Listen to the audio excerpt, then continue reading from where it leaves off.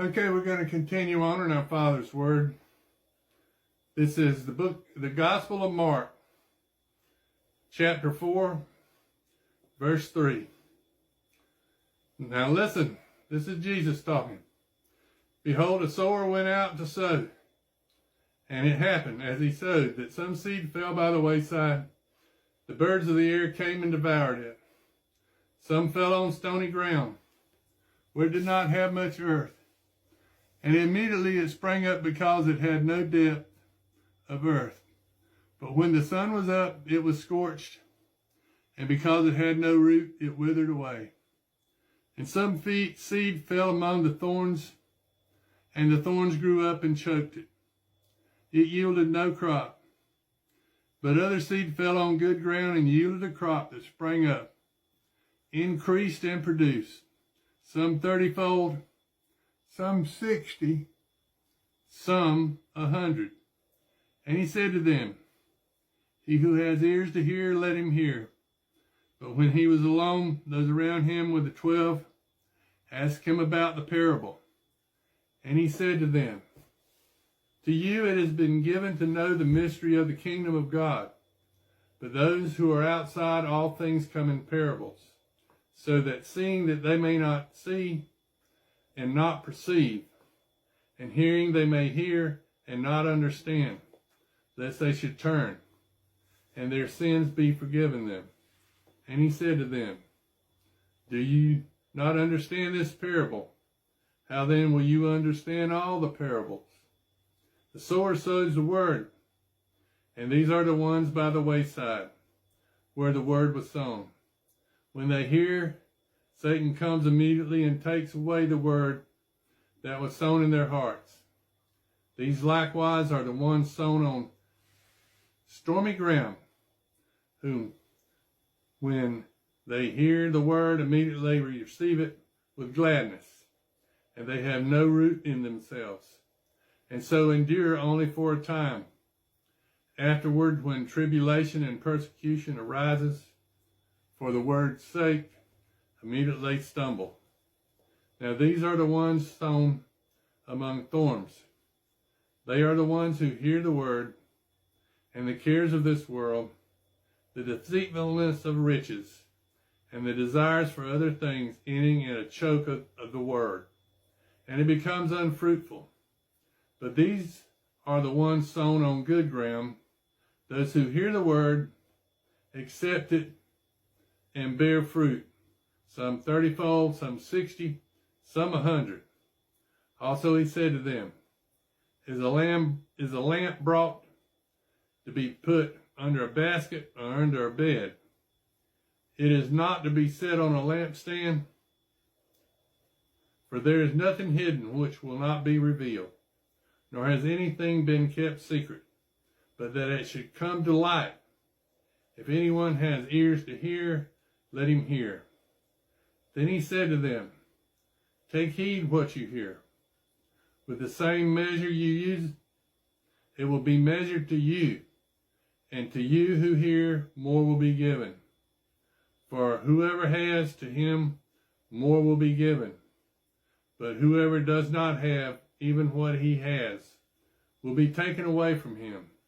And he said, The kingdom of God is as if a man should scatter seed on the ground, and should sleep by night and rise by day, and the seed should sprout and grow.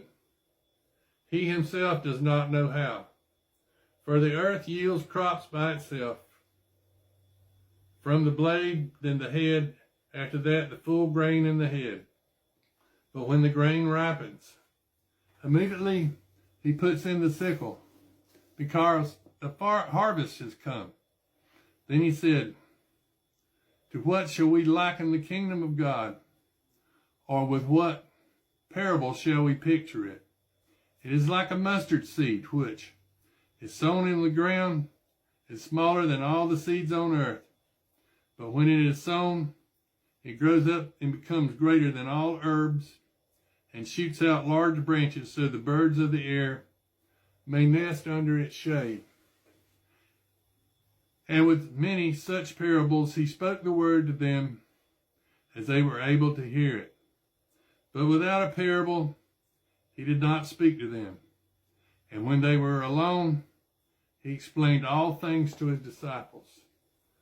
On the same day when evening had come, he said to them, "Let us cross over to the other side." Now when he had left the multitude, they took him along in the boat as he was.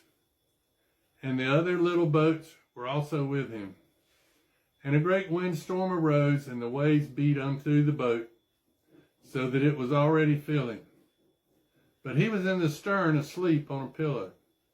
And they awoke him and said to him, "Teacher, do you not care that we are perishing?" Then he arose and rebuked the wind and said to the sea, "Peace, be still." And the wind ceased, and there was a great calm. But he said to them, Why are you so fearful? How is that you have no faith?" And they feared exceedingly and said to one another, "Who can this be, that even the wind and the sea obey him?" Now this is Mark chapter 5. And they came to the other side of the sea, to the country of the Gadarenes. And when they had come out of the boat, immediately there met him out of the tombs a man with an unclean spirit, who had his dwelling among the tombs. And no one could bind him, nor even with chains, because he had often been bound with shackles and chains, and the chains had been pulled apart by him, and the shackles broken in pieces. Neither could anyone tame him. And always, night and day, he was in the mountains and in the tombs, crying out and cutting himself with stones. When he saw Jesus from afar, he ran and worshipped him. And he cried out with a loud voice and said, "What have I got to do with you, Jesus, Son of the Most High God? I implore you by God that you do not torment me." For he said to him, "Come out of the man, unclean spirit." Then he asked him, "What is your name?" And he answered, saying, "My name is Legion, for we are many." Also he begged him earnestly that he would not send them out of the country. Now a large herd of swine was feeding there near the mountains. So all the demons begged him, saying, "Send us to the swine, that we may enter them." And at once Jesus gave them permission. Then the unclean spirits went out and entered the swine. There were about 2,000. And the herd ran violently down the steep place into the sea, and drowned in the sea. To those who fed the swine fled, and they told it in the city and in the country. And they went out to see what it was that had happened. Then they came to Jesus and saw the one who had been demon-possessed and had the legion, sitting and clothed in his right mind. And they were afraid. And those who saw it told them how it happened to him who had been demon-possessed and about the swine. Then they began to plead with him to depart from their region. And when he got into the boat, he who had been demon-possessed begged him that he might be with him.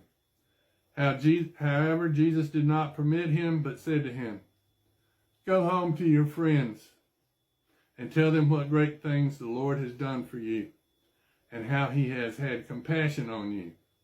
And he departed and began to proclaim in Decapolis all that Jesus had done for him, and all marveled. Now when Jesus had crossed over again by boat to the other side, a great multitude gathered to him, and he was by the sea.